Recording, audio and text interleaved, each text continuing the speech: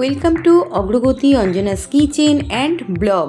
নমস্কার, অগ্রগতি অঞ্জনার kitchen and ব্লগে সকলকে জানাই স্বাগত। সকলের অতি পরিচিত ও চিরাচরিত রেসিপি আলু, পটল ও দেশি রুই বা কাতলা মাছ দিয়ে রুই মাছের ডালনা রেসিপি।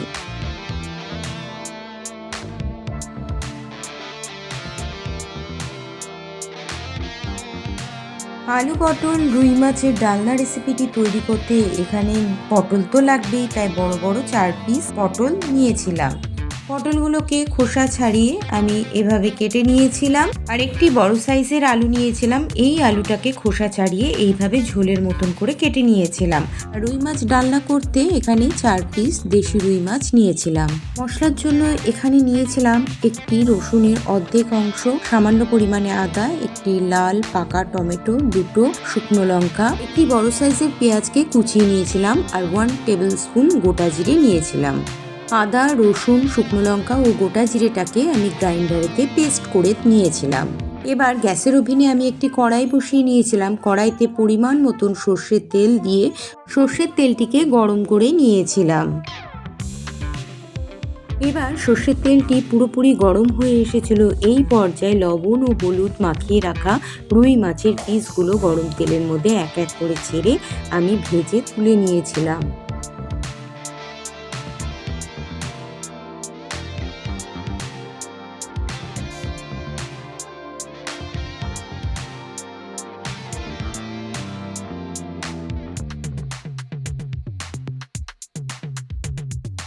এক পিঠ ভাজা হয়ে গেলে অপর পিঠটি খুন্তির সাহায্যে আমি হালকাভাবে উল্টে দিয়েছিলাম।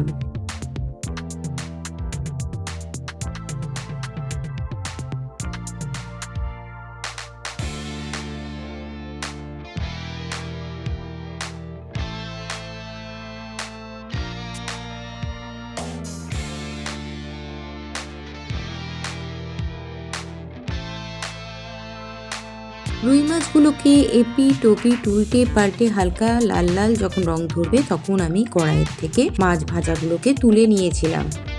এবার মাছ ভাজার ওই তেলের মধ্যে খোসা ছাড়িয়ে রাখা ডালনাতে দেওয়ার জন্য যে পটলগুলো আমি কেটে রেখেছিলাম ওই পটলগুলোকে গরম তেলের মধ্যে এক এক করে নেড়ে চেড়ে ভেজে তুলে নিয়েছিলাম। মাছের ডালনার রেসিপিটি রান্না করতে আমি কিন্তু সামান্য পরিমাণে তেল এখানে ব্যবহার করেছিলাম। সেই কারণে পটলগুলোকে অল্প তেলের মধ্যে ছেড়ে ভাজা করার সময় আমি একটি ঢাকা চাপা দিয়ে ভাজা করে নিয়েছিলাম। এক পিঠ ঢাকা দিয়ে ভেজে নেবার পর আমি খুন্তি দিয়ে অপর পিঠটিকে উল্টে দিয়েছিলাম। এইভাবে ঢাকা চাপা দিয়ে যদি সবজি ভাজা করে নেওয়া যায় তাহলে কিন্তু সবজি ভেতর থেকে সুন্দরভাবে সেদ্ধ হয়ে আসে এবং সুন্দর ভাজাও হয়ে যায় এবং কম তেলের মধ্যেই কিন্তু সুস্বাস্থ্যের কথা মাথায় রেখে কম তেল দিয়ে যে কোনো রান্না কিন্তু তৈরি হয়ে যায়। দেখুন পটলগুলো আমার ভাজা হয়ে গিয়েছিল এবং ওর মধ্যে কেটে রাখা আলুগুলোকেও আমি এবার ঢেলে দিয়েছিলাম। এবার আলু আর পটলটিকে একই সাথে আমি ভেজে নিয়েছিলাম।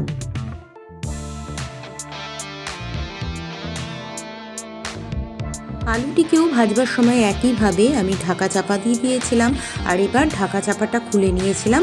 আলুগুলো ভেতরের থেকে সেদ্ধ হয়ে এসেছিল এবং একটা সাইড ভাজাও হয়ে গিয়েছিল।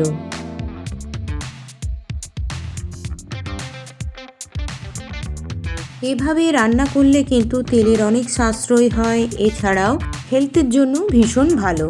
তাই কম তেলে যে কোনো রান্না করা শরীর স্বাস্থ্যের জন্য ভীষণই উপকারী ও উপযুক্ত জিনিস। এবার আলু পটল ভাজা হয়ে গেলে ওই তেলের মধ্যে 1/2 টিস্পুন গোটা জিরে ফোড়ন দিয়ে তার মধ্যে কুচিয়ে রাখা পেঁয়াজ ও টমেটোটিকে আমি তেলের মধ্যে ঢেলে দিয়েছিলাম।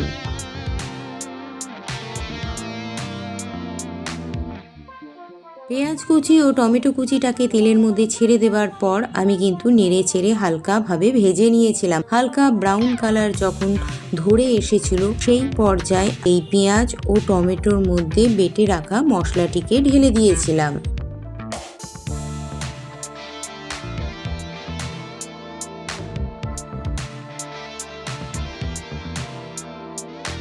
কড়াইয়ের মধ্যে মশলাটিকে ঢেলে দেবার পর ভালো করে কষিয়ে নেওয়ার সময় আমি এর মধ্যে 1 টেবিল স্পুন লবণ এবং হাফ টিস্পুন হলুদ গুঁড়ো কড়াইয়ের মধ্যে ঢেলে দিয়েছিলাম। হলুদ গুঁড়ো লবণটিকে ঢেলে দেওয়ার পর আমি খুন্তি দিয়ে ভালো করে নেড়ে চেড়ে কষিয়ে নিয়েছিলাম। খানিকক্ষণ কষিয়ে নেবার পর এর মধ্যে আমি হাফ টিস্পুন চিনি অ্যাড করেছিলাম। চিনিটা হচ্ছে স্বাদের জন্য আমি রান্নার মধ্যে দিয়ে থাকি।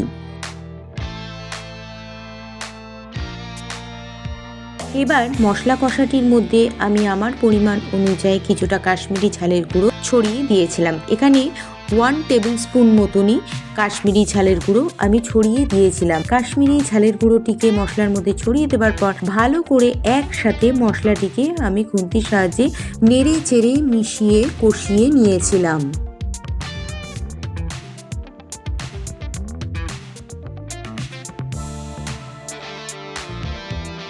দেখুন ডালনার মশলা কষানোটা কিন্তু আমার পুরোপুরি কমপ্লিট হয়ে গিয়েছিল। এই পর্যায়ে কিন্তু মশলাটির থেকে বেশ খানিকটা তেলও সাইড দিয়ে ছেড়ে এসেছে। এবার মশলা কষার মধ্যে আমি মশলা ধোয়া জলটিকে ঢেলে দিয়েছিলাম।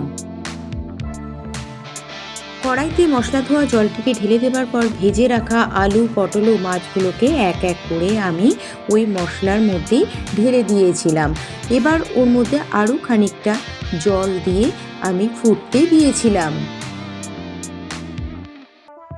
সব কিছু দেওয়া হয়ে গেলে আমি এবার এর মধ্যে একটি ঢাকা চাপা দিয়ে দিয়েছিলাম। ঢাকা চাপা দিয়ে আমি মিনিট 15 মতন মাছের ঝোলটিকে ফুটতে দিয়েছিলাম। মাছের ঝোলটি যখন টকবক করে ফুটে এসেছিল তখন ঢাকাটিকে আমি খুলে নিয়েছিলাম।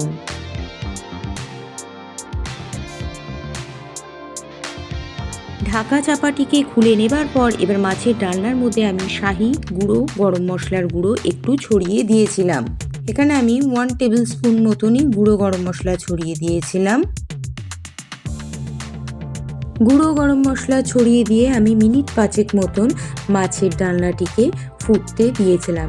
5 মিনিট মতন ডালনাটিকে ফুটিয়ে নেবার পর আমি গ্যাসের ওভেন থেকে কড়াইটিকে নামিয়ে নিয়েছিলাম। তো তৈরি হয়ে গেল আমার আজকে বাঙালি চিরাচরি আলু পটল দেশি রুই মাছের ডালনার রেসিপি। দেখুন মাছের ডালনার রেসিপিটি দেখতে কতটা সুন্দর হয়েছে, খেতেও কিন্তু দুর্দান্ত স্বাদের হয়েছিল। সকলেরই অতি পরিচিত এবং চিরাচরিতভাবে সকলেই বাড়িতে গরমকালে স্পেশাল এই রেসিপিটি তৈরি করে থাকেন। আমি যেভাবে তৈরি করে থাকি সেটাই আপনাদের সঙ্গে শেয়ার করলাম। যারা আজকে আমার চ্যানেলের ভিডিওটি নতুন দেখছেন তাদের কাছে অনুরোধ রইল, আমার চ্যানেলে রান্নার রেসিপির ভিডিও এবং ব্লগ ভিডিও দেখে যদি ভালো লাগে তো প্লিজ আমার চ্যানেলটিকে লাইক, কমেন্ট, শেয়ার ও সাবস্ক্রাইব করে পাশে থাকবার জন্য।